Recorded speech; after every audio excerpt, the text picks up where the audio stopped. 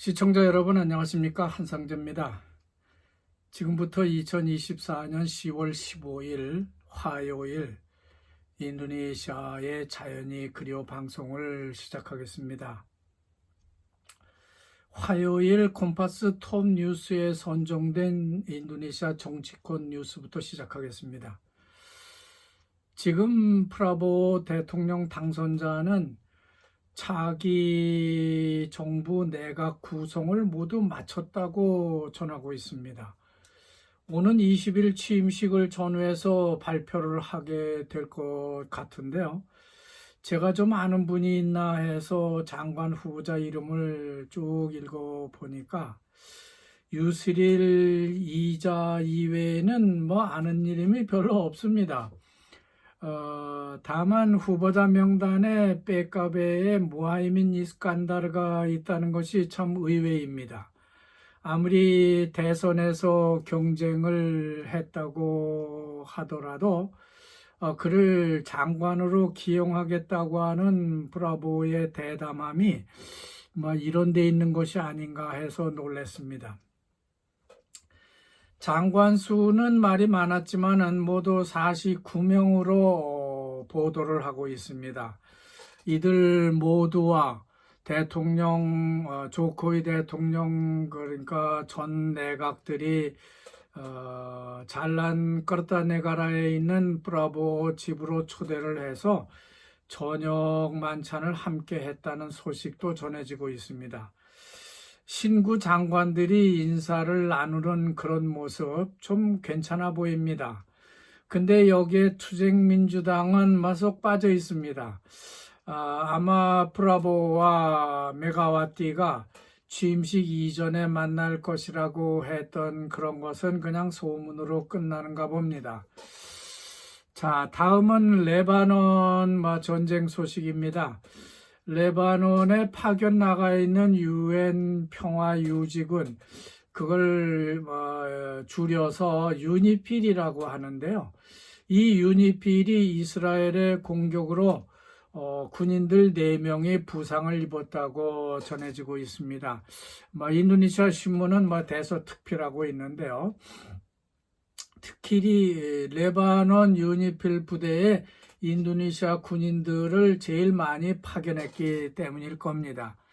그런데 이번 이스라엘 공격에 인도네시아 그 군인이 초소에서 근무 중이었는데 2명이 그만 거기서 떨어져서 부상을 당했다고 전해주고 있습니다. 그 밖에도 스리랑카 군인들도 2명이 부상을 당한 것으로 보도되고 있는데요. 하지만 이스라엘은 그런 것은 고의적으로 유엔군 진지를 공격한 것은 아니라고 말하고 있고요. 헤즈볼라를 공격하는 그런 와중에 발생한 하나의 실수였다고 말합니다. 이걸 가지고 레바논 유니필 40여 개국 파견국들은 앞다퉈서 유엔 안보리에 보고하고 이스라엘의 진상규명을 촉구하고 있습니다. 하지만 이스라엘은 이미 말씀드린 것처럼 그건 하나의 실수였다라는 말로 대신하고 있습니다. 문제는 인도네시아입니다. 그렇지 않아도 인도네시아는 이스라엘을 가장 공개적으로 비난을 하고 레바논 편을 들어주는 그런 나라이기 때문에 그런 것이죠. 따라서 인도네시아의 공식적인 반응이 앞으로 어떻게 나올지 그게 귀추가 주목된다고 하겠습니다.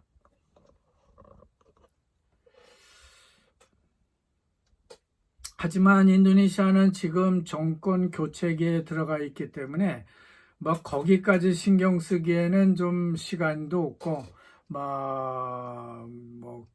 거기까지 지금 가는 소식은 전해지지 않고 있습니다. 따라서 레바논의 그런 자국 인도네시아 군인 2명이 부상을 당했다는 소식에 대해서 침묵을 하고 있습니다.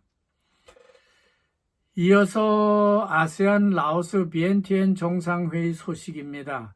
아세안 라오스 정상회의에 참석하고 있는 우리나라 윤석열 대통령은 아시안 플러스 3국, 다시 말해서 한국, 일본, 중국의 아세안에 대한 역할에 대해서 강조한 것으로 전해지고 있습니다.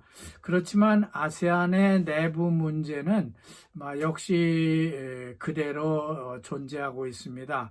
말하자면 베트남, 싱가포르, 태국, 캄보디아 정상들이 모두 새로 교체되면서 날이 갈수록 그 아세안은 복잡한 역학 관계로 빠져들고 있다 하는 그런 보도가 나오고 있습니다. 특히 인도네시아의 조코위 대통령도 이번 정상회의에는 참석하지를 않았습니다. 그렇다고 프라보 당선자가 참석할 수도 없는 그런 입장이기 때문에 할 수 없이 마룻 아민 부통령이 대신 참석을 했습니다. 그러니 무슨 진전이 있겠습니까? 메인 이슈를 다루지도 못했다는 그런 평이 나오고 있는 거죠. 뿐만 아니라 미국의 조 바이든 대통령도 선거 때문에 이번 포럼에는 불참을 했다고 합니다. 그러니까 라오스 아세안 정상회의는 아무 실효 없이 끝나버리고 만 것 같은 그런 느낌을 주고 있습니다. 그리고 아세안 의장국의 깃발은 이제 라오스에서 아무 성과도 내지 못한 채 말레이시아로 넘어갔다고 합니다. 올해 안에 미얀마 군사정권도 교체될 예정이라고 합니다만 아세안은 미얀마의 내부 문제를 제기를 했고 또 남중국해에 대한 중국과 필리핀 영토 분쟁 문제 등이 제기되었지만은 아세안이 여기에 접근하는 또 그 해결 방법은 전혀 합의를 보지 못하고 있습니다. 다만 그 아세안 플러스 동북아 3국은 아세안과의 경제혁명만 강조를 하고 있습니다. 그러나 일본도 이번 회의에 신임 총리가 처음 참가했기 때문에 그저 참가하는 인사하는 수준에 그쳤지 별다른 진척을 보지는 못했다는 것으로 생각됩니다. 다음은 인문사회 뉴스로 인도네시아 탄소 및 녹색 경제 기관 신설에 대한 뉴스입니다. 프라보 대통령 정부는 녹색 경제를 지원하기 위해서 기후변화 통제 및 탄소 거래 기관으로 탄소청이라는 그런 기관을 구성할 것이라고 전해지고 있습니다. 상당히 이니셔티브한 기관이라고 생각됩니다. 어쨌든 인도네시아 정부는 탄소 배출을 줄일 수 있는 기업에 경제적 인센티브를 제공하기 위해서 수년간 다양한 종류의 탄소 거래 규정을 준비해 온 것은 사실입니다. 하지만 인도네시아의 탄소 거래는 사업 주체별 배출 상한선을 어디까지 설정할 것인지 또 어떤 기업에다 적용할 것인지 등 아직도 미완성 규정이 많이 남아있기 때문에 탄소 거래는 아직도 제한적이라고 볼 수 있겠습니다. 아마 프라보 정부는 탄소 거래에 대한 관리는 젊은 기브란 부통령에게 그 관리 책임을 몽땅 맡기려는 것 같습니다. 그래야 신세대 내지는 젊은이들에 맞게 새로운 이런 그 탄소 배출권 시장이 인도네시아가 주도를 할 수 있다, 이렇게 보고 있는 것 같습니다. 어쨌든 탄소 거래의 잠재적 가치는 기술적 부분, 그리고 산림 부분, 또한 그 해양 부분, 이렇게 세 종류로 구분해 볼 수 있겠습니다. 먼저 인도네시아는 신재생 에너지를 400G톤, 그러니까 기가톤이 되겠죠. 400기가톤의 탄소를 포집을 해서 저장을 하려고 하는데, 산림 분야에서는 열대림에서 202.27톤이나 3기가톤 정도, 그리고 2탄토지대에서 0.9에서 2.7기가톤의 산소를 감축할 것으로 예정하고 있습니다. 그리고 해양 부분에서도 맹그로브 숲에서 1.86기가톤의 탄소를 포집하는 것 외에 186만 헥타에 달하는 해초, 그러니까 해초 및 산호초, 이런 것에서 얻을 계획을 갖고 있다고 합니다. 참고로 부가 설명을 드린다고 하면은 탄소 배출권이라는 것은요, 성공적으로 감축되고 있는 탄소 배출량을 말하고 있는 것인데요. 일반적으로 CO2 톤 단위로 계산을 하고 있습니다. 인도네시아 대통령실 탄소거래 타스크포스에 의하면 1밀리언 톤 CO2라고 하는 것은 100만 톤 CO2 감축을 말하는 것이고, 1기가톤 CO2는 1000만 톤, 그리고 트리톤이라고 하는 트리플 톤이라고 하는 것은 10억 톤의 CO2를 감축하는 것, 그것을 환산하는 단위로 보고 있습니다. 하여간 인도네시아는 탄소 배출권 거래에 이제 걸음마를 내딛는 그런 단계라고 볼 수 있습니다. 하지만 워낙 열대림과 바다가 넓은 나라이기 때문에 거대한 규모의 탄소 감축으로 세계 시장에 내다 팔 수 있는 기회가 인도네시아에 있을 수 있다는 판단이 있습니다.